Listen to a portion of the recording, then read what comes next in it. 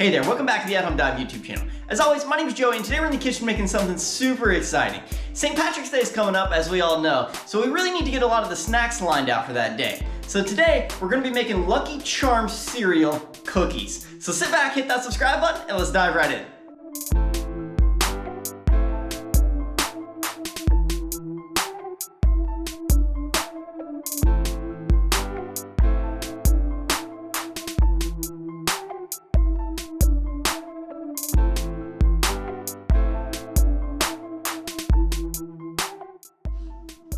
Alright, so today on the counter we have a really simple list of ingredients, and the only thing that's really going to stand out today are the Lucky Charms themselves. And as you can see here, I've separated these out, and I have 2 cups of Lucky Charms, just the cereal part, no marshmallows. And I've separated the marshmallows into a separate bowl, and I have 1 cup of just the marshmallows. I did try to use all the green ones that I found in there just because it seemed appropriate for the holiday, but you can use whichever ones you choose. In the back, I have 1½ cups of AP flour, 2 eggs, 1/2 cup of white chocolate chips, 1 cup of granulated white sugar, and 3/4 cup of packed brown sugar, 1 teaspoon of baking soda, and 1 teaspoon of salt. And I also have 8 ounces of butter that's temped up to room temperature. So let's get started.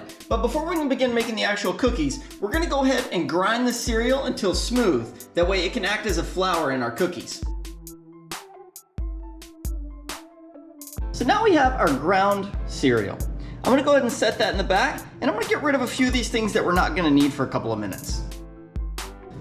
Now I'm gonna go ahead and grab a large bowl and go ahead and put the flour and the ground cereal into it.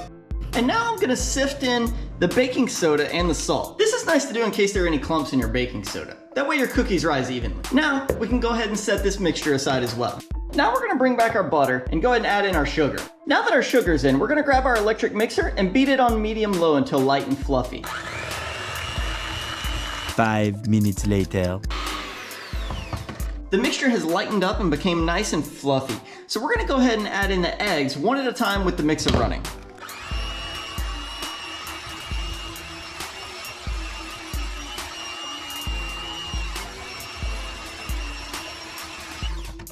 Now we have our flour mixture, and I'm just gonna go ahead and mix these together and then add them in.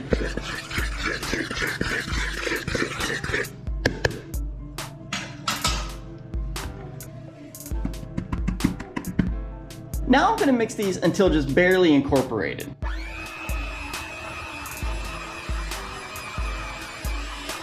Moments later. Now I'm gonna grab the marshmallows and the chocolate chips and add them in. Now I'm gonna take a rubber spatula, rake the sides, and then fold everything together. This makes sure that everything that's on the outside gets incorporated well, and that the chocolate and the marshmallows get divided evenly throughout the cookies.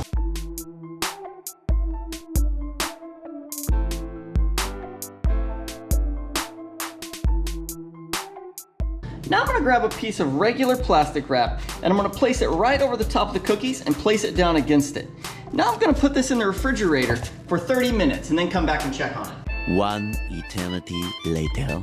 All right, we are back, and I've just set our oven to preheat at 375 degrees. Now it's time that we go ahead and portion out the cookies. Scoop the cookie dough into heaping tablespoons and roll in your hands to form a sphere. Then place onto the lined baking trays about 2 inches apart. All right, so here are our beautiful cookies. I went ahead and put them out in 3 rows of 4 on each tray. And they are lined. You can use parchment paper if you like, but I use Silpats. And we're gonna go ahead and bake these off at 375 degrees for about 8 to 10 minutes. So these are our cookies. As you can see, they're starting to brown around the edges just a little bit. And if you touch that, they're starting to form just a little bit of resistance. And that's universally how we know when most cookies are totally done.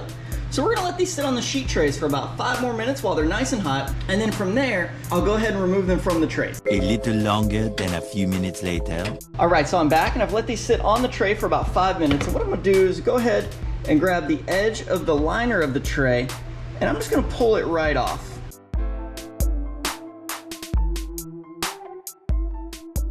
Now I'm gonna let the cookies cool completely, and then we'll come back and enjoy these. Alright, well that wraps us up on how to make Lucky Charms cookies. Comment below and let me know how yours turn out. If you like the video, be sure to subscribe and share it with your friends. Have a happy and responsible St. Patty's Day. Thank you so much for watching. Have a great day.